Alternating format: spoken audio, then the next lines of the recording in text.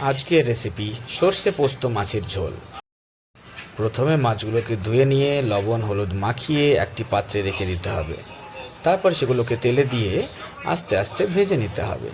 ভাজা হলে সেগুলোকে একটি পাত্রে তুলে রেখে দিন। তারপর সর্ষে, লবণ, হলুদ, কাঁচা লঙ্কা, শুকনো লঙ্কা এগুলো একসঙ্গে দিয়ে বেটে নিন। তারপর কিছুটা পোস্ত অ্যাড করে সেটিকে আবার বেটে নিন। বাটাটা তুলে নেবার পর সেই একই শিলনোড়ায় 2 কোয়া রসুন এবং আদা দিয়ে সেটাও বেটে নিন।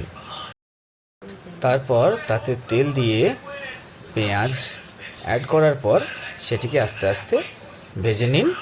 ভাজা হয়ে গেলে কিছু পরিমাণ পেঁয়াজ একটি পাত্রে তুলে রাখুন এবং তাতে অ্যাড করে দিন আদা রসুন বাটা, লবণ এবং হলুদ দিয়ে আস্তে আস্তে কিছুক্ষণ ভেজে নিতে হবে।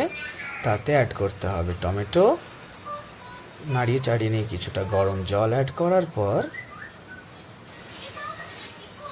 ফুটে আসলে তাতে আস্তে আস্তে মাছগুলো একে একে অ্যাড করতে হবে। বেটে রাখা সর্ষে পোস্ত অ্যাড করে দেওয়া হলো, সঙ্গে দেওয়া হলো ভাজা জিরে গুঁড়ো। এবার কিছুক্ষণের জন্য এটিকে ঢেকে রাখতে হবে। ঢাকনা তুলে তাতে অ্যাড করতে হবে কাঁচা লঙ্কা, ভেজে রাখা পেঁয়াজ এবং কাঁচা সর্ষের তেল। তাহলে আপনার মাছ রেডি।